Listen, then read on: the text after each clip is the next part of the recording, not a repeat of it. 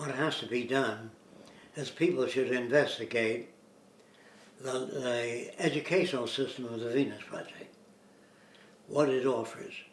Then it must then look into the environmental aspects of the Venus Project, how we intend to support and restore the damaged environment. Then what different types of vehicles would be used for transportation, how we solve the transportation problem. If they find shortcomings in it, say, present your recommendations. But don't say, I don't like that system. Present your recommendations or alternatives.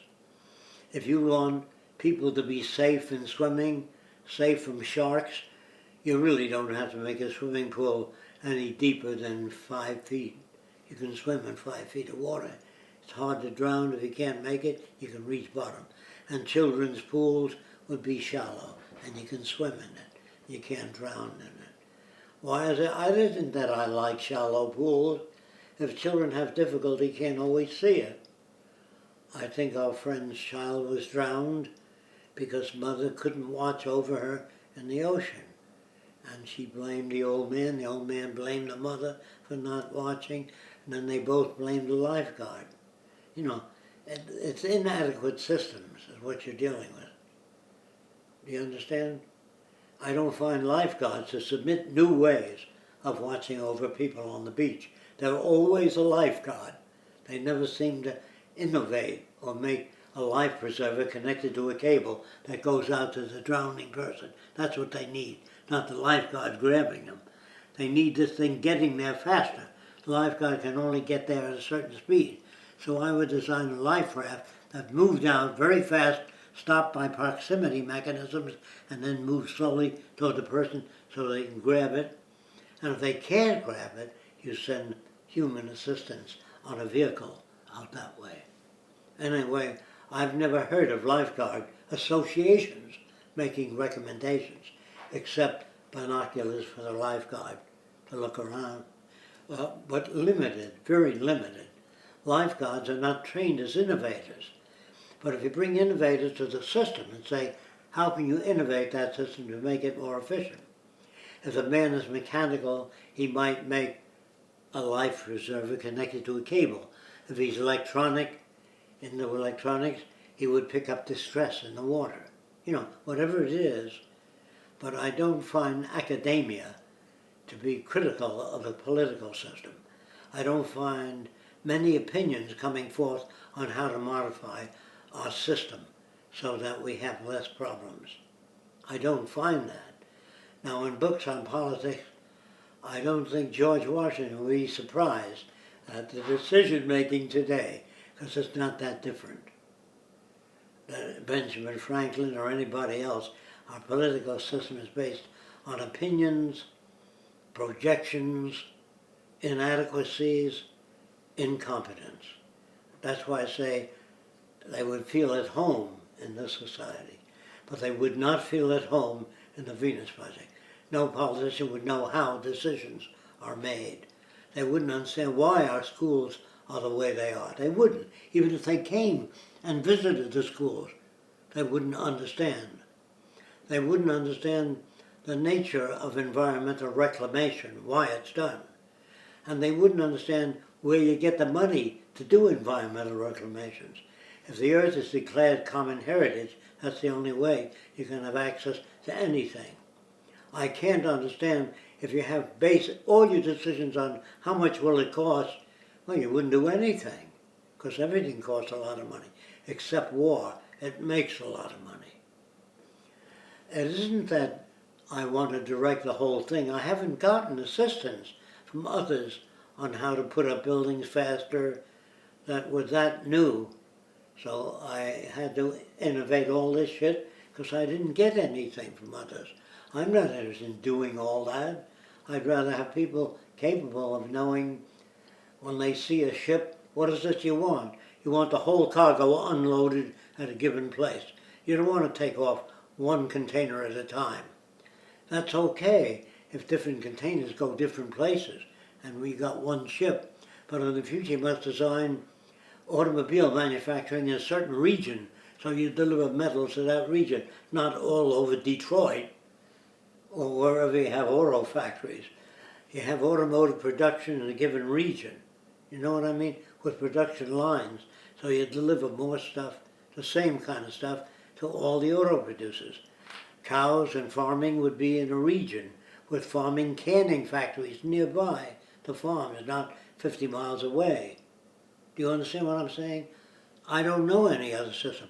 I've never heard of a food producer that said, I'm going to open a cannery on my grounds so I can can the string beans. And besides, they wouldn't rot if he did that right away. I never heard of an undertaker making recommendations for the use of usable organs before the burial. You know what I mean? A kidney, whatever it is you could get. And you don't ask people whether they want to give their kidney if they're dead. They say, well, I want to be buried whole. The Jews do not permit dissection. But the Jews won't ever know what the inside of the body is like if you don't permit dissection. You know what I mean? But people will die due to their belief systems. But if you want to go with that belief system, you can go, but I can assure you, you won't live as long as other systems. And if our system can't make the appropriate decisions, we'll be surpassed by China or North Korea or some other country that can make those decisions.